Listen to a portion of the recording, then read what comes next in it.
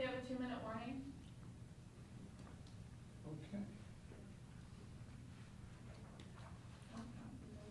They're coming, never mind.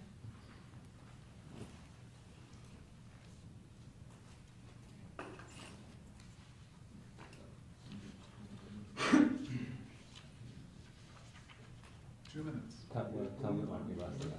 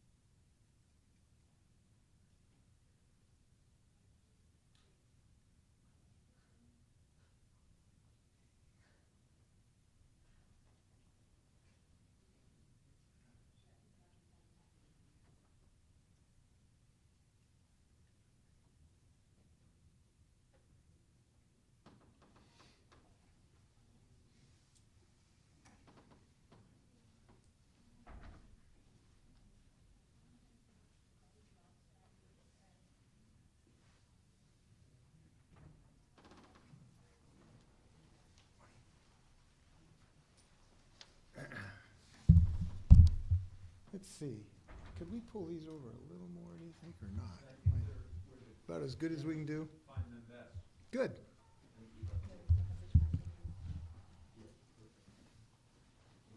It looks great in the shot. Great.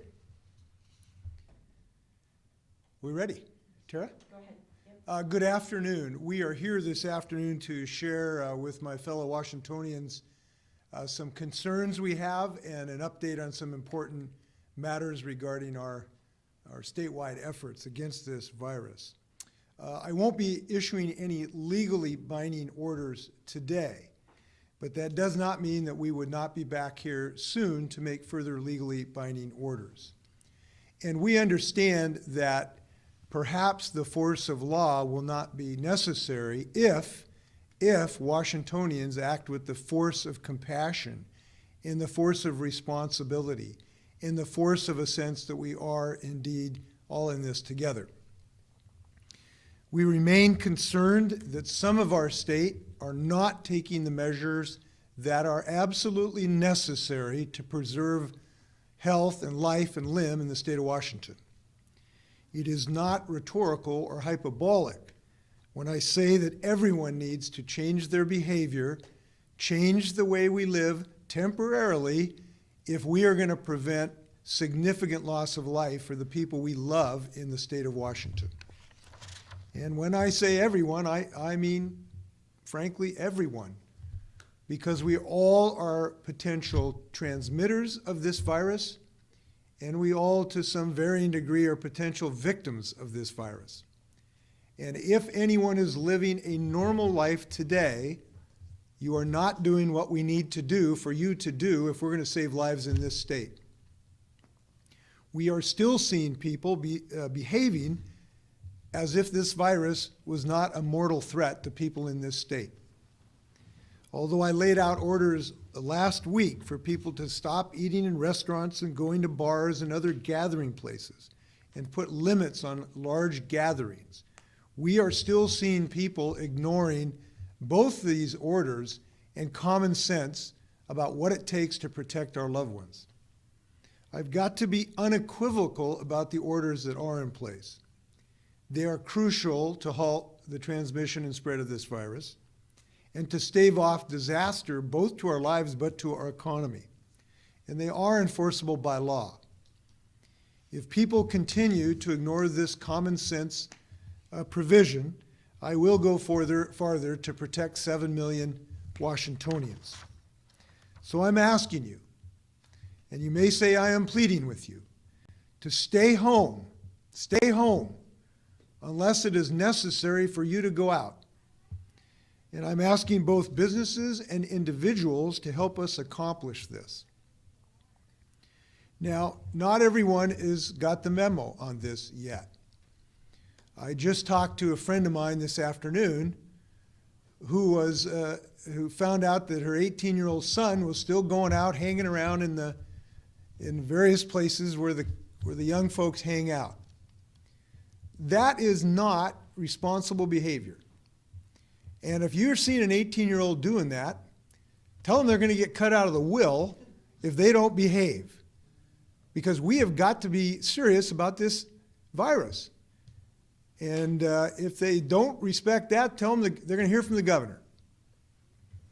We've got to change the way we do business and run our family life in this state.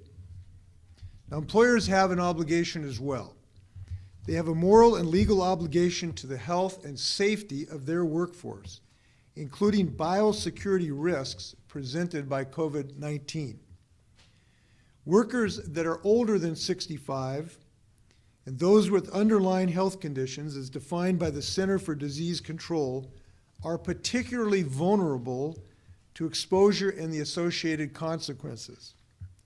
So I am working on a proclamation to ensure that these workers have a legal right to leave the workplace to protect their health and to self-isolate for the duration of this outbreak, and make sure that they have the financial means to be able to do that and the legal protection to get their job back when this blows over. So employers have got to do their part to help flatten this curve. And employers are encouraged to use all possible tools to offer high-risk employees flexible options for telework and alternate job tasks or administrative leave in order to maintain worker pay and benefits through this difficult time. Now, today, for the workers in this category, without these protections that are given voluntarily by their employers, our state unemployment insurance system is available as a backstop.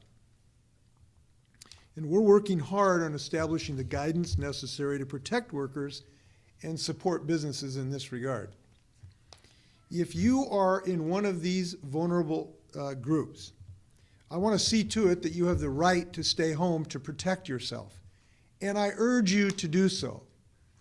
Look, if you're over 65 or have some underlying health condition, unless you are in some essential position, and there are some that are necessary to the well-being of your community, physicians, those to keeping the food system going, look, if that is not necessary, you ought to be home.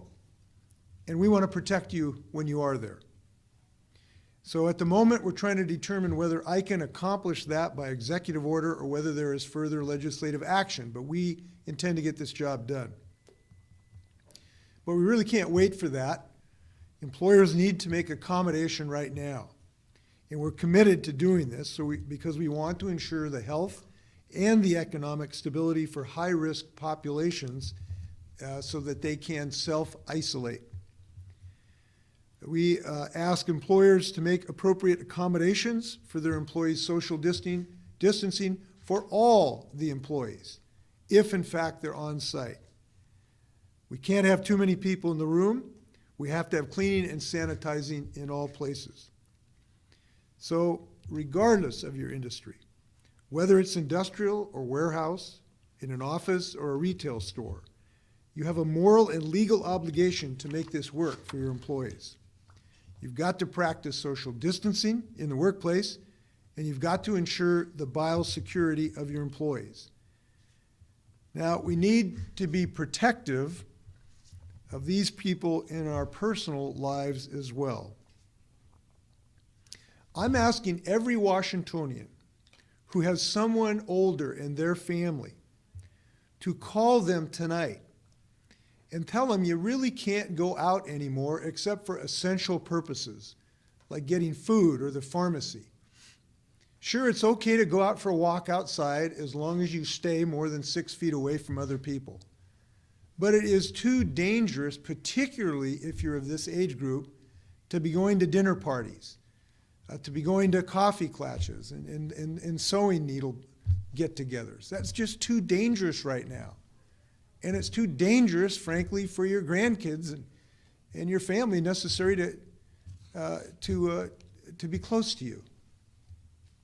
So it may be a while we're back to normal, but we can help everybody in this community get back to that position. Now, this is important as well. While it is important that we minimize our physical connectivity, it is a moment to maximize our emotional connectivity. We know that the stress of isolation for all of us, particularly people of age, is really, really troublesome. But we can do something about that. We can call frequently, we can text, we can send letters and flowers, and this is really important too. And I'm asking all Washingtonians to help their loved ones through this time. Now, this isn't just about people of advanced age. This is for everyone. Someone asked the other day, what's the penalty for a young person going out to a restaurant or hanging in a social get-together? And it's true, the penalty is you might kill your grandparent. And that's something we need people to think about right now. Every Washingtonian is a leader in this effort. You know you can be causing harm if we don't act responsibility. Technically, it's a crime to violate any of these rules, but it's a moral crime in my book to put other people at risk. And the most important people are the 7 million people of Washington who can get this job done. So we're doing this to make sure people do get the message. Now, I'd like to brief Washingtonians on some of our efforts here as a state. As you know, we are very scientifically oriented and data-driven in our decision-making. And since day one, we have been very intent on making decisions based on the data and the science. And fortunately, we're very lucky to have some of the best scientists and epidemiologists in the world right in the state of Washington. But I have to tell you this, and I'm going to show you some statistics. We have made some progress. We have made some progress because of some of the things we've done together. To ban large gatherings, to close our schools, to close our restaurants and our bars and our theaters. But we have not done enough.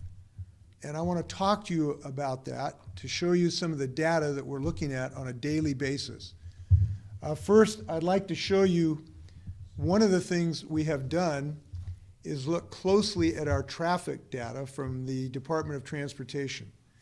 And the reason we have looked at this is that this is a fairly good proxy or representation of how many social interactions people are having by looking at how much they're traveling.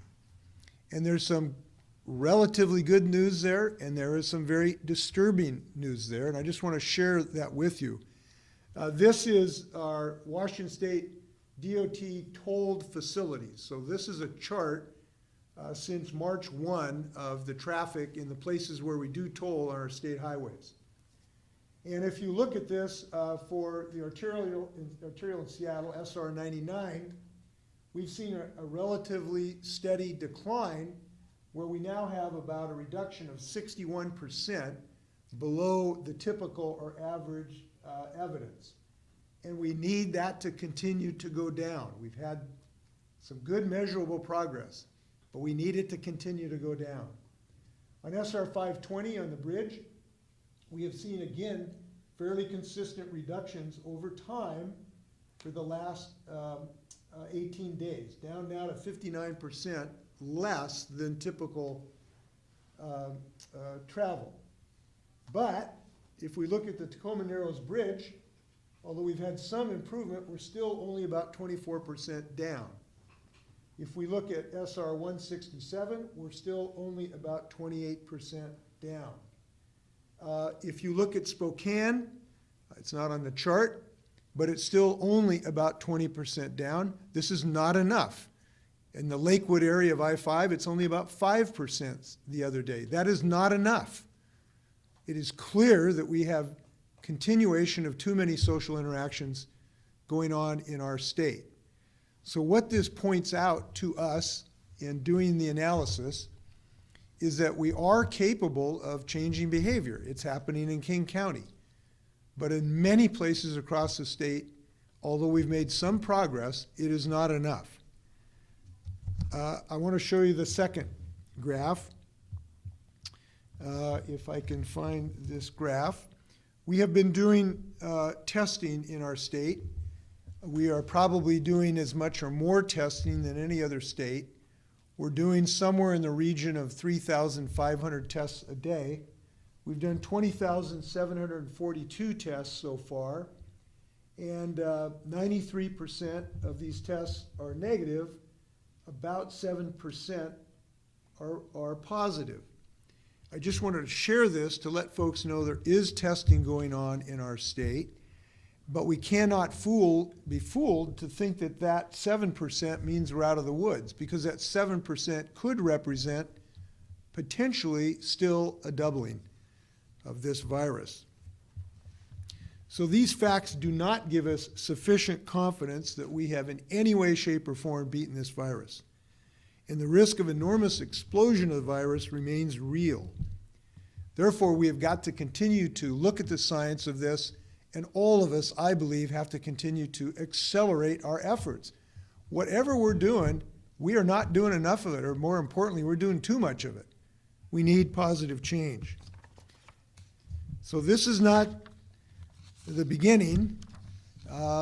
It's not the beginning of the end. Maybe it's the end of the beginning, to paraphrase Winston Churchill, of this effort. Now, I am hearing good stories, as we all are. We've heard the singing in Italy, but we've seen similar things in our state. I heard about Representative Marcus Riccelli from Spokane, who teamed up with a local business to distribute over 1,000 meals to families in Northeast Spokane last week, while the Spokane School District got their food program up and running. Now there's a community-wide effort called Spokane Food Fighters to help deliver meals to families who may not have access to meals through other channels like school districts, food pantries, and the like. It's just one example of the amazing kindness and support throughout the state of Washington. We've had some good news in our efforts to build our medical and hospital capacity. And I'm going to look for those numbers here that should be available in a moment. I will get them. Let's see if we can find these numbers here. I know in our ventilators, we need more ventilators. We have about 200 on order from a Massachusetts firm and about 18 from another location, but we need to accelerate that effort. David or Tara, we have somewhere the numbers of some of our PPE here. Oh, I'm sorry, yes, we have a chart here. I'm sorry about this. Yeah, I just wanted to let people know about the progress we're making on personal protection equipment. This is vital for so many different folks in the state of Washington right now. We just got some good news this afternoon. We will be receiving in the next few days 1,600,000 N95 respirators. This is absolutely critical. We're going to have 560 surgical masks coming in, 12 million disposable gloves, 650,000 disposable gowns. By the way, we think we're going to be able to make some of these gowns in our prison industries, actually, and 74,000 canisters of disinfectant. That's coming from the federal stockpile. I spoke to the Army Corps of Engineers today, and they are on duty, ready to assist us in preparing both additional hospitalized units, but also helping to prepare for isolation facilities for people who are homeless and the like. And we appreciate that assistance. So this work is ongoing, but as I've said, it's going to take us all to buckle down with more robust, more comprehensive, and more dedicated efforts. And I'm going to ask Washingtonians to do all of that. With that, I'm happy to stand for questions. Okay, we're gonna start with Rachel from AP. Governor. Rachel. Hello. So Secretary of State Kim Wyman has asked for the postponement of the April 28th special election, citing in part concern about the election workforce, especially those who are older. Given the guidance that you've just given today on older workers, have you made a decision yet on whether to use your authority to reschedule those elections? I have not, and I'll be talking to the Secretary about her thoughts in the near future. So we'll have an answer to you shortly, I hope. Now, Governor, so far you've not been willing to order a statewide shelter in place, even though New York and California have already ordered such. Why are you holding back? What would change your mind? Well, as I've said, we're making a day-to-day assessment of the data that affects Washington State. We actually have accomplished a significant part of what California and New York have done. And if you really drill down to what those orders have been, we actually have done a substantial part of that in closing our schools and in closing our restaurants and our entertainment facilities and our gathering restriction. We've done a lot of what they have done in their orders. But we, as I've said, are looking at this data to figure out the moment where it might make sense to do that. And when we do that, we also have to be surgical in what essential jobs perhaps could continue. Obviously, we need to continue to deliver food to people in the grocery system. And that means we have to have trucks to deliver the food. It means we have our medical health care system that has to continue. We have to have people to make sure the dams work and the electrical system works and the telephone system works. And teasing out what part of that economy, we are starting to look at what that would look like if we had to make that decision. Obviously, there are profound economic consequences to families in the state of Washington if we make a decision of that nature. So we are evaluating whether we think we can achieve the goal of preventing massive loss of life here. And right now, we're doing a lot of positive work. And what I want to reiterate, to avoid something like that, we need powerful volunteers in the state of Washington. We need everybody to volunteer to be part of this Army. And if they do that, we might be able to avoid those further decisions that other states have had to make. And latest on the hospital ship? So we have requested the hospital ship. We've made a powerful argument that unfortunately our state will be the first state that has a health system that is severely challenged. And so it is our position that the best place to do that, to put the ship, is the first place that will have tremendous challenges. We're in good contact with the Department of Defense. There's been good discussions about this.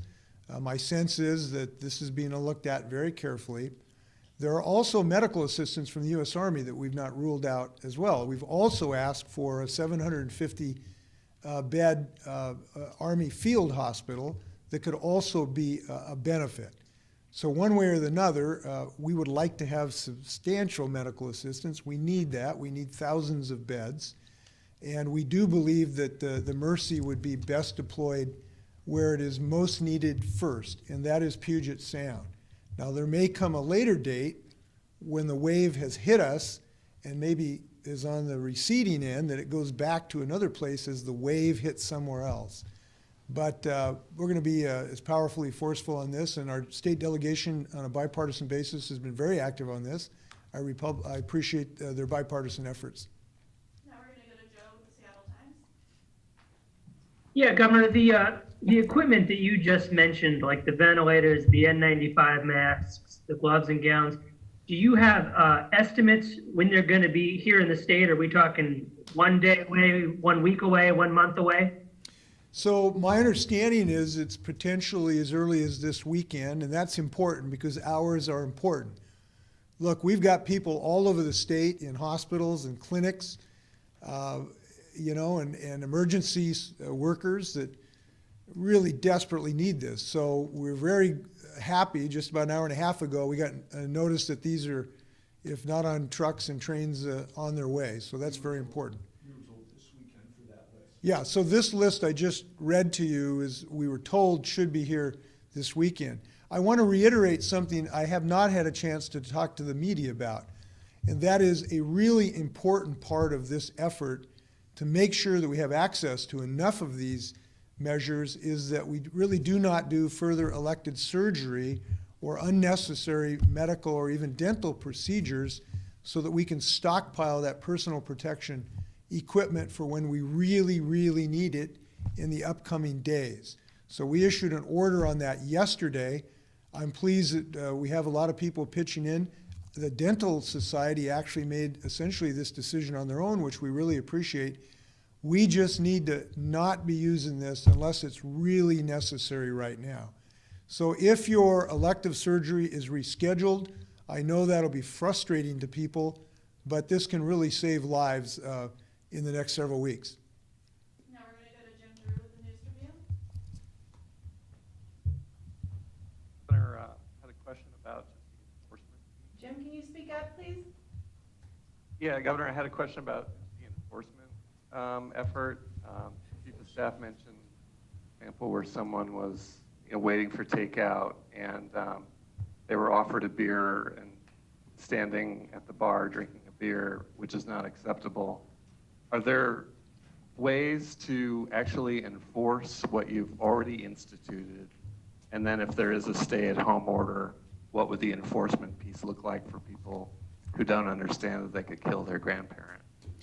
Well, all of these orders, it is a criminal infraction that could be prosecuted if necessary, but this should not be necessary. Look, people ought to understand they got loved ones, and all of those loved ones are at risk if we don't follow these common sense things. Now, the vast, vast majority of people in Washington are honoring these orders, the vast majority. I think the thing that we're short on is the individual decisions we make in our daily basis that we shouldn't have to send the National Guard out. And that's when people are going out to dinners where you really don't need to go out in big dinners right now. It means, you know, if you're a teenager, not hanging with your friends in close proximity. It means calling your grandparent and say, Grandpa, it's just too dangerous for you to be hanging in close proximity with people right now. So I'm going to call you every day and get you a good book to read and try to keep you alive. And so that's really the most powerful thing we need here. I've seen it in a lot of places, but as these charts indicated, not enough. So we need to really put pedal to the metal on this effort. Now Q13. Yeah, I'd love to ask a question because I was the one at Alki Beach yesterday. Mhm. It was wild. It looked like the summer. And I was talking to those folks, and there's kind of a flippant attitude of this because what doesn't impact you, and it hasn't impacted you. It's kind of hard to wrap your head around it. And I hear you saying, you know, everybody needs to step up and do their part, but that's what we've been saying for a long time. And it's difficult too, Governor Inslee, because there's officers driving the strip in Alki, and you know, the folks who are doing the kind of alcohol serving while it's still takeout, and the people who are on the beach. I'm curious for you, I know you said you don't want to have to enforce anything, but do you think it's enough to say, please take us seriously this time, or? Well, as we've indicated, we've had some success. Some of the numbers I've shared with you have indicated that some of this data say we have had some success. This is not all doom and gloom. There's a lot of people staying home, and there's a lot of 18-year-olds who are showing common sense. So it's just we need to continue to ramp up that effort. We need to continue to keep the pressure on. And as I've indicated, if we're not cutting the mustard, there could be further orders coming that do have both stronger scope and more enforcement behind them. But I want to reiterate, we have the ability to influence some of these folks in our individual lives. Those people you see at Alki Beach, most of them have parents and brothers and sisters. And those folks got to hear from their parents. And social pressure is something that can work. And I'm asking people to exercise that. You know, your kid may need an attitude adjustment. And that's what we really need right now. So I'm hopeful that we continue in this effort, and I hope that it'll be more successful. Time for a few more questions. Now we'll go to Hannah Scott with Cairo Radio. Hi, Hannah Scott with Cairo Radio. Governor, are you doing everything you can to stop or slow the spread of the coronavirus in Washington state today? If so, please explain how. Well, we are doing everything that is good for the health and safety of the people in the state of Washington. As I've indicated, we were one of the first to legally ban large gatherings, and we have now decreased the size of that. We were one of the first to close our schools, which was a very difficult decision, I can tell you. We are one of the first to have closed all of our entertainment and social networks. We're one of the first to have some degree of significant testing here in the state of Washington, although there's much more to do. We are providing good unemployment compensation, including making sure people can get it as soon as possible. Now, I know we have some delivery issues. People are very frustrated about this, but we removed the legal 1 week requirement to have to wait. And now we're bulking up. We're hiring 100 people to try to accelerate getting that money out the door. We have made good decisions, very rapid ones, to get $75 million out the door of the 200 that has been appropriated. We have a vigorous effort to build up our medical capacity, some of which I talked to you about. And I'm exercising every ounce of the bully pulpit authority that I have to try to help us all become unified in this effort. And there may be additional orders that become necessary. Those orders are not slam dunks, because when we do these things, it has an impact on the ability of people to pay the rent and pay the mortgage and buy bread and shoes for their kids. And we got to take that in consideration as well. And so those are all the things we're thinking about. And right now, I think we're making the right decisions for the state of Washington. And we will continue to look at this data every single day. Now we're going to Jim Camden with Spokesman Review. Governor, I'm wondering, what's the most important metric you'll look at that would trigger a more restrictions like a statewide shelter in place? Is it emergency room admissions? Is it more positive tests? Is it more fatalities? What's the trigger mechanism here? Well, this would be kind of easy work as governor if we could give you just one metric to look at, but there's no algebraic or algorithm that can really do this. We have to make a judgment about the right call based on a lot of uncertainty. And all of those things you mentioned go into the mix. We've had an uptick in hospitalizations with people with COVID-like symptoms. That is troublesome. We have had mixed results in our traffic patterns, which have some significant decrease in some places, but very inadequate decrease in other places. We are looking at what we will be able to accomplish in our surge capacity in our hospitals, because it's a race between increasing your surge capacity and the extent of the epidemic.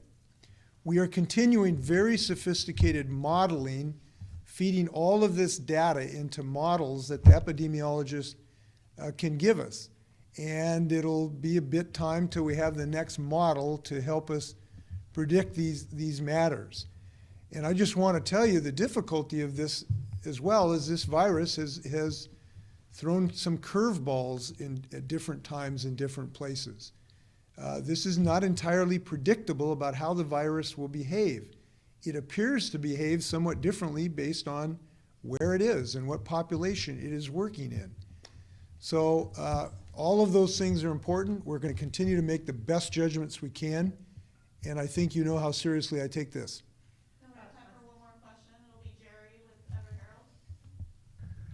Herald. Governor, I wanted to go back to your comments about the businesses. If you could clarify one point about whether you're taking or signing a proclamation to give workers the legal right to leave the workplace to protect themselves. And related to that, one particular business in Snohomish County, Boeing, a number of its workers have called for shutting down the Everett plant because of the number of employees who have been diagnosed with COVID-19. What's your, do you think they should shut down that plant? Jerry, for if you could weeks? bear with me just for a moment. Tara, I have a piece of paper on my desk. It has a name of this fella I want to cite. Could you see if you can help me with that? Thank you. So yes, the question about Boeing is connected to the whole rest of the state's economy, as you know, and it is not the only place, but obviously a huge part of our economy and the workforce. We generally would think that we would think of Boeing as we do other large employers, both from the safety of their employees' perspective and the economic impacts to families if they do have to close. So what we're doing today is to tell Boeing employees and all employees that we want to protect you if you're over the age of 65 or if you have serious underlying medical conditions. You ought to be able to stay at home and keep your job and get unemployment compensation. Now, for the rest of the employees, the decisions have not been made. We have not made a decision, yes or no, on that, and we evaluate these on a daily basis. So the possibility exists. We have not made that decision categorically, and that decision will be based on all the data that we continue to get hourly. Do you have that just for a moment? No, that wasn't it anyway. Okay. Do we have another question? Okay, I want to thank people for their continued effort. I want to repeat that we're going to get through this. I think people understand that. All of these things we've asked of Washingtonians are temporary with permanent consequences. So I'm hopeful in the days to come we bend to this task, we get through this together, because we know we are going to get through this together. Thanks a lot.